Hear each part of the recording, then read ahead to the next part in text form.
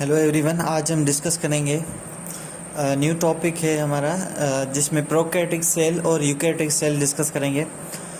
Prokaryotic cells जो है और यूकैरियोटिक सेल्स में बेसिक डिफरेंस अगर की बात करें तो प्रोकैरियोटिक सेल होता है जिसमें प्रो का मतलब है एंशंट या प्रो का मतलब है फॉल्स, ठीक है। और कैरियो का मतलब है न्यूक्लियस। कैरियर का मतलब क्या है? न्यूक्लियस। मतलब कि ऐसा सेल जिसमें न्यूक्लियस एब्सेंट हो। अगर किसी भी सेल में न्यूक्लियस एब्सेंट होता है तो क्या होता है? न्यूक्लियस की गैर मौजूदगी में, चूँकि nucleus brain of the cell है। न्यूक्लियस हमने डिस्कस किया है, न्यूक्लियस को हम कहते हैं ब्रेन ऑफ द सेल। अगर ब्रेन नहीं होगा किसी भी बॉडी में, दिमाग नहीं होगा, तो वो झूठी होगी, वो फॉल्स होगी बॉडी।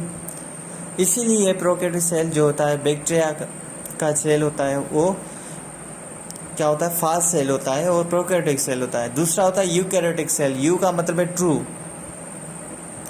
ठीक है। ये ट्रू सेल क्यों होता है? क्योंकि इसमें न्यूक्लियस होता है, ठीक है, न्यूक्लियस होता है। जैसे एनिमल्स हो गया। अगर बात करें हम बैक्टीरिया की, तो उसकी जो सेल वाल होती है बैक्टीरिया की, वो पेप्टिडो ग्लाइकन की बनी हुई है, या उसे म्यूरिन कहते हैं हम, ठीक है, सेल वाल। अब एनिमल सेल में हमने डिस्कस किया है, तो एनिमल सेल में सेल वाल नहीं होती, उसमें सेल मेम्ब्रेन होती है, सो एब्सेंट होती है। प्लांट की जो सेल वाल होती है वो प्रेजेंट होती है और वो सेल्यूलोज की बनी हुई है, ठीक है। और सेल्यूलोज क्या है? एक कार्बोहाइड्रेट है, मॉलिक्यूल है कार्बोहाइड्रेट। ये क्या होता है? बायोलॉजिकली एक्टिव होते हैं। बैक्टीरिया क्या होता है? बायोलॉजिकली एक्टिव होते हैं। क्यों होते हैं? क्योंकि इसमें डीएनए होता है जो कि अपना रिप्लिकेशन खुद बनाता है, अपनी कॉपी बनाता है। मेसोसोम्स में स्ट्रक्चर होती है। मेसोसोम एक ऐसी स्ट्रक्चर होती है जिसमें क्या होता है? जिसमें रेस्पिरेशन, सांस लेने का अमल होता है, जिसमें रिप्लिकेशन होती है, जिसमें इसकी डीएनए की कॉपी बनती है, एक में से 2 कॉपी बनती है, और सेल खुद ही बैक्टीरिया का जो है वो डिवाइड हो जाता है। अगर बात करेंगे सेल वाल जो होती है बैक्टीरिया की, तो उसका जो बाहर वाला आप देख रहे हैं सारा का सारा हिस्सा, इससे हम बोलते हैं कैप्सिड, ठीक है। क्या होता है? स्लाइम होता है या कैप्सिड इसे बोलते हैं, जो कि क्या होता है? इस रिजिडिटी मतलब शक्ति, ये इतना सख्त नहीं होता है, ठीक है, ये इतना सख्त नहीं होता है। अगर बात करें सेल जो होता है एनिमल, वो क्या होता है? फ्लेक्सिबल होता है, ठीक है, मतलब कि वो मूव कर सकता है इजीली।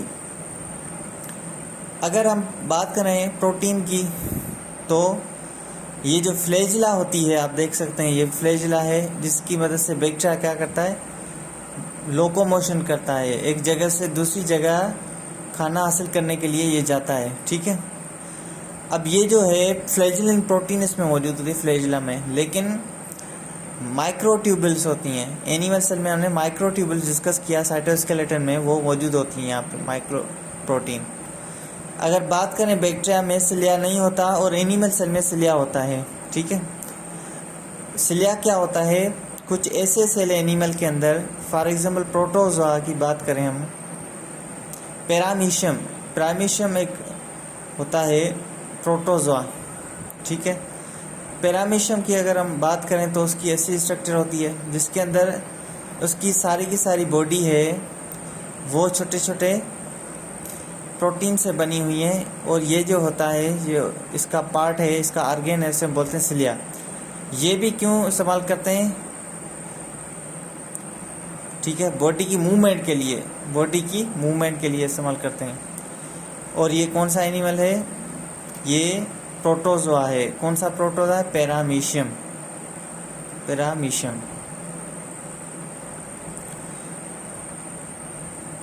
उसके बाद साइटोप्लाज्म दोनों पे मौजूद होता है, ठीक है, दोनों सेल में। अगर न्यूक्लियस की बात करें तो प्रोकैरियोटिक सेल फॉल्स सेल है तो उसमें न्यूक्लियस होगा नो, लेकिन यूकैरियोटिक सेल में न्यूक्लियस प्रेजेंट होता है। अब डीएनए की बात करें तो डीएनए क्या होता है? इसमें सर्कुलर डीएनए होता है, ठीक है। सर्कुलर डीएनए होता है और फ्री मटेरियल होते हैं। ये आज़ाद आपको मिलेंगे, इसमें फ्रीली मूव मिलेंगे। लेकिन इसमें क्या होता है, जेनेटिक मटेरियल जो होता है वो इनवेलप्ड न्यूक्लियर मटेरियल, न्यूक्लियस के अंदर वो मौजूद होता है। और डीएनए इसकी लीनियर होती है, सीधी होती है डीएनए, ठीक है।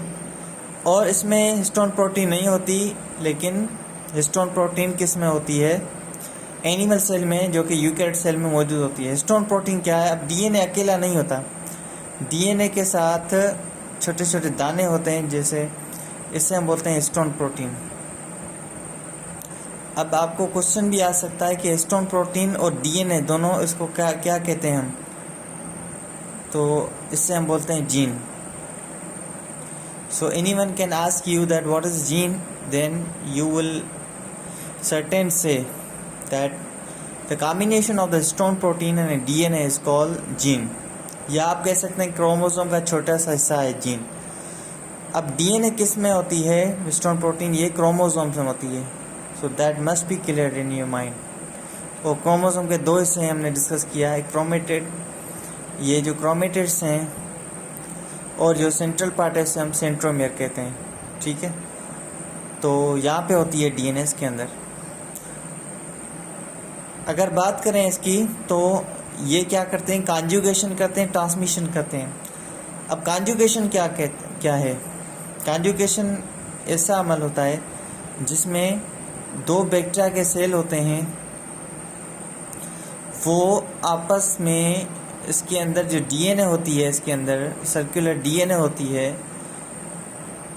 उसकी कॉपी बनाते हैं, ठीक है। कैसे कॉपी बनाते हैं, कुछ ऐसे बैक्टीरिया होते हैं जो अपनी डीएनए किसी और बैक्टीरिया के डीएनए में ट्रांसफ़र करता है, ये भी इसमें ट्रांसफ़र करेगा।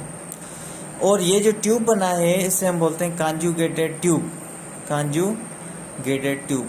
दो आपस में शेयरिंग करते हैं और एक ट्यूब बनाते हैं, इसे हम कॉन्जुगेटेड ट्यूब कहते हैं। इसके ज़रिए ये क्या है, अपनी डीएनए को यहाँ पे ट्रांसफ़र करेगा, फिर क्या होगी, इसकी कॉपी बनेगी। Is it clear? So that is called conjugation. Extra cellular chromosome circular DNA, chromosome के अलावा इसमें एक्स्ट्रा क्रोमोसोम्स भी इसके अंदर मिलते हैं। लेकिन अगर बात करें तो एनिमल सेल या प्लांट सेल, यूकैरियोट सेल में नहीं होता, ठीक है। प्लास्मिड क्या होते हैं, प्लास्मिड बैक्टीरिया का जो सेल होता है उसमें क्रोमोसोम्स मिलते हैं, इसे हम बोलते हैं प्लास्मिड। वो एक ही जगह पे जमा हुए होते हैं, उसे हम बोलते हैं प्लास्टिड। जैसे यहाँ पे हैं क्रोमोसोम्स। और not membrane bound cell organ, इसमें कोई भी मेम्ब्रेन बाउंड सेल ऑर्गन नहीं होता, जैसे हमने डिस्कस किया। तो इसमें क्या होते हैं, मेम्ब्रेन बाउंड सेल ऑर्गन वो इसमें नहीं होते, ठीक है। फॉर एग्जांपल अगर हम बात करें एंडोप्लाज्म रेटिकुलम, ईआर, माइटोकॉन्ड्रिया, ठीक है। लेकिन एक इसमें सेल ऑर्गन होता है, वो है राइबोसोम। क्या होता है, इसमें राइबोसोम मौजूद होता है, प्रोटीन फैक्ट्री, ठीक है। और इसमें राइबोस कौन सा 70S राइबोसोम होता है, जिसमें 50S होता है सेटबैक यूनिट, दूसरा 30S। दो होते हैं राइबोसोम के यूनिट, दो हिस्से होते हैं, एक बड़ा होता है, एक छोटा होता है, ठीक है। अब क्या होता है, 50s और 30s मिलके कलेक्टिव कितना बनाते हैं, 80s। बट क्या है कि 10% जो होता है, 10 वो छुप जाता है इसके अंदर, इसीलिए इसका जो जो है राइबोसोम्स का नाम है 70S, ठीक है। इसके अंदर भी राइबोसोम्स होते हैं, इसके अंदर भी राइबोसोम होता है, लेकिन इन यूकैरियोट सेल में क्या होता है, 80S राइबोसोम होता है। और ये कलेक्टिव इसका यूनिट्स कितने बनाते हैं, सब यूनिट्स, ऊपर वाला 80s होता है और नीचे वाला 40s होता है। टोटल मिलके 100 बनाते हैं, लेकिन इसका जो 20% यहाँ पे छुप जाता है, ठीक है, इसीलिए इसका नाम है 80S। तो ये भी क्लियर होना चाहिए। इसके अंदर साइटोस्केलेटन नहीं होते हैं, और इसके अंदर साइटोस्केलेटन नहीं होता है। हमने डिस्कस किया साइटोस्केलेटन, जैसे इंटरमीडिएट फिलामेंट, ठीक है, माइक्रोफिलामेंट, माइक्रोट्यूबल्स, ये क्या है, साइटोस्केलेटन है, जो सेल को क्या करता है, प्रोटेक्ट करता है, सपोर्ट करता है। वैक्यूल इसके अंदर क्या होते हैं, नहीं होते हैं, इसके अंदर वैक्यूल्स होते हैं। अगर एनिमल सेल की बात करें तो उसके अंदर छोटे छोटे वेहिकल्स होते हैं और ज़्यादा होते हैं। अगर प्लांट्स की बात करें तो उसके अंदर क्या होते हैं, एक ही वेहिकल होता है और वो बड़ा होता है। Is it clear? तो आज हमने डिफरेंस पढ़ा और कुछ सिमिलरिटीज़ पढ़ी प्रोकैरियोटिक और यूकैरियोटिक सेल में। Hopefully you will be helpful.